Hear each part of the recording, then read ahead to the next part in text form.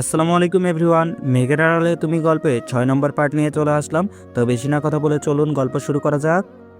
চোরপাড়া মোড় থেকে হাঁটতে হাঁটতে সবাই যখন শশী লজের সামনে পৌঁছালো, তখন সবার অবস্থা প্রায় দফারফা।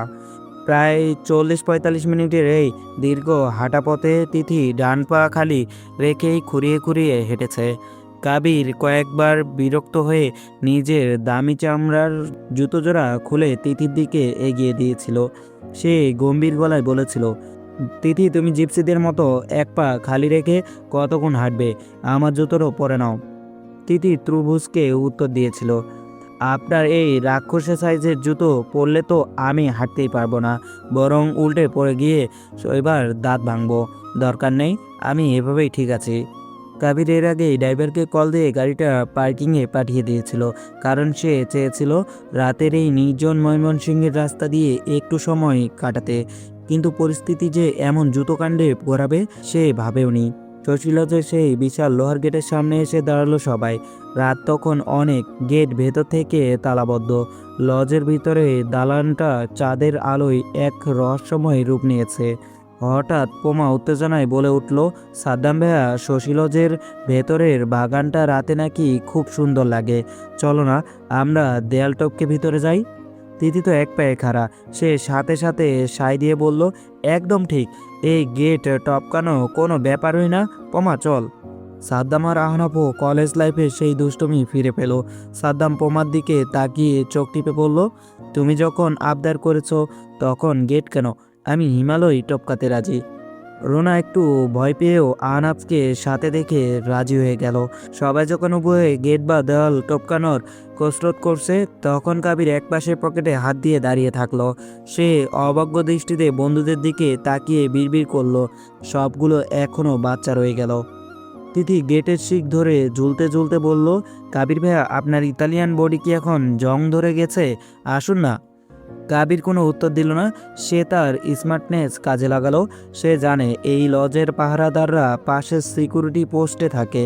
সে ধীর পায়ে পাশের পোস্টের দিকে এগিয়ে গেল। মিনিট দুয়েকের মধ্যে দেখা গেল লজের সিকিউরিটি গার্ড কাচুমাচু মুখে কাবিরের পেছনে পেছনে চাবি নিয়ে আসছে। কাবির সম্ভবত নিজের পরিচয় আর পকেটের জোর দুটো ব্যবহার করেছে।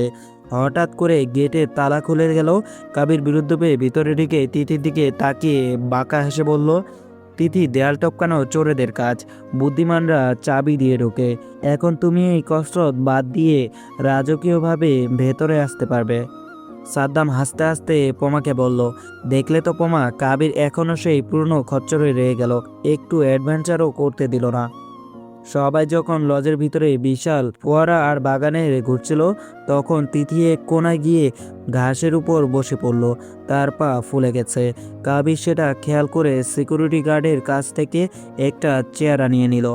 সে তিথির সামনে এসে দাঁড়িয়ে খুব নরম সুরে বলল, পা তো ফুলিয়ে একদম আলু বানিয়ে ফেলেছ, এখন অন্তত একটু শান্ত হয়ে বসো।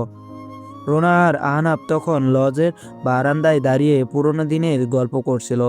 রুনা হুট করেই বলল, আহনাফ, কলেজ লাইফেও তুই এমন শান্ত ছিলি, আজও আছিস, কিন্তু জানিস তো বেশি শান্ত থাকা মানে সুযোগ হারানো। আহনাফ রুনার চোখের দিকে তাকিয়ে কিছু একটা বলতে গিয়েও থেমে গেল। সে বুঝতে পারছে রুনা আজ তাকে বারবার কিছু একটা ইঙ্গিত দিচ্ছে। সাদ্দাম পোমার হাত ধরে বাগানের অন্ধকারে কোনায় গিয়ে ফিসফিস করে বলল, প্রমা, লজের এই নির্জনতা কিন্তু খুব রোমান্টিক, তাই না? পোমা লজ্জা পেয়ে সাদ্দাম ভাইয়ার বুকে হালকা একটা ধাক্কা দিয়ে বলল, আপনি না সাদ্দাম ভাইয়া সবসময় সুযোগ খুঁজেন। সাদ্দাম যখন পোমার হাত ধরে খুব রোমান্টিক মোডে লজের বাগানে একটা পোজ দিল, তিথি নিচু হয়ে অ্যাঙ্গেল মেলাতে মেলাতে বলল, সাদ্দাম ভাইয়া, আপনি একটু মুখটা হা করুন তো। পোমা, তুই মনে কর সাদ্দাম ভাইয়া একটা ডাইনোসর আর তোকে গিলে খাচ্ছে, জাস্ট অসাম লাগবে।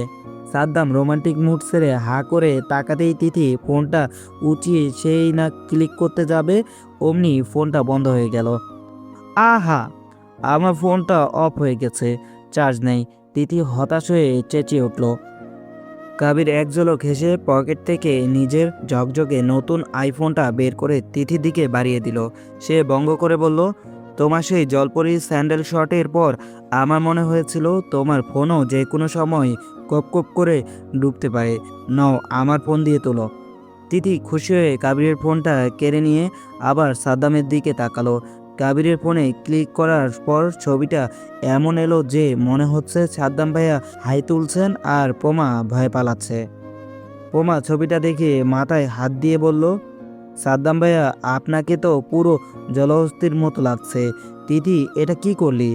সাদ্দাম রাগী মুখে কাবিরের দিকে তাকিয়ে বলল, দোস্ত তোর বউকে থামা, ও তো আমার বিয়ের আগেই ব্রেকআপ করিয়ে ছাড়বে।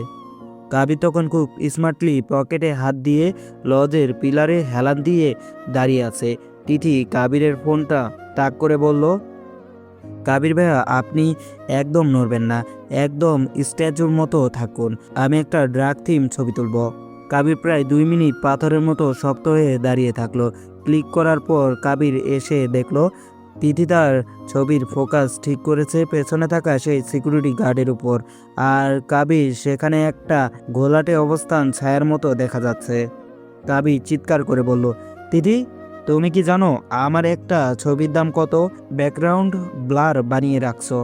তিথি খুব নিষ্পাপ মুখে বলল, আরে কাবির ভাইয়া লজের গম্ভীর্য তো গার্ড চাচার মুখেই বেশি ফুটে উঠেছে, আপনি তো জাস্ট একটা প্রপোজ। তিথির পরবর্তী টার্গেট হলো আহনাব। সে আহনাবকে বলল, আহনাব ভাইয়া আপনি তো ড্যান্সার, মাঝ আকাশে তাকিয়ে একটা পোজ দিন তো, আমি শট নেব।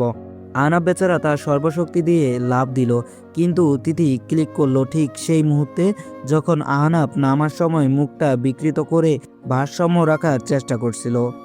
রোনা ছবিটা দেখে হাসতে হাসতে আহনাবকে বলল, আহনাব তোকে তো দেখে মনে হচ্ছে আকাশ থেকে কোনো এলিয়েন পৃথিবীতে ল্যান্ড করছে। তিথি এই ছবিটা কিন্তু আমি আমাদের কলেজের গ্রুপে দেব। আহনাব কাচুমাচু হয়ে বলল, রোনা দোহাই তোর, এটা দিস না, আমার মান সম্মান সব যাবে। সব শেষে তিথি একটা গ্রুপ সেলফি নিতে চাইলো, কিন্তু কাবিরকে বলল, কাবির ভাইয়া আপনি একটু দূরে গিয়ে দাঁড়ান তো, ফ্রেমে বেশি মানুষ হলে সৌন্দর্য নষ্ট হয়, আপনি বরং ওই দূর থেকে আমাদের দিকে হিংসে ভরা চোখে তাকিয়ে থাকুন, এটা হবে ছবির সিগনেচার শট। কাবির রাগে গজগজ করতে করতে একদম পেছনে গিয়ে দাঁড়ালো।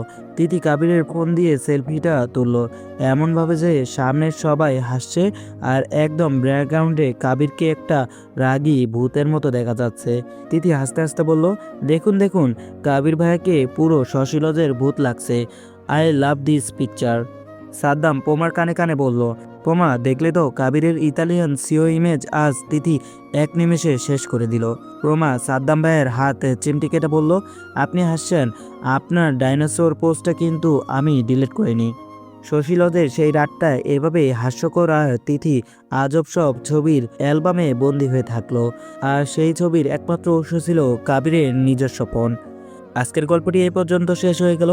পরবর্তী পার্ট পেতে অবশ্যই এই চ্যানেলটি সাবস্ক্রাইব করে রাখবেন। ধন্যবাদ।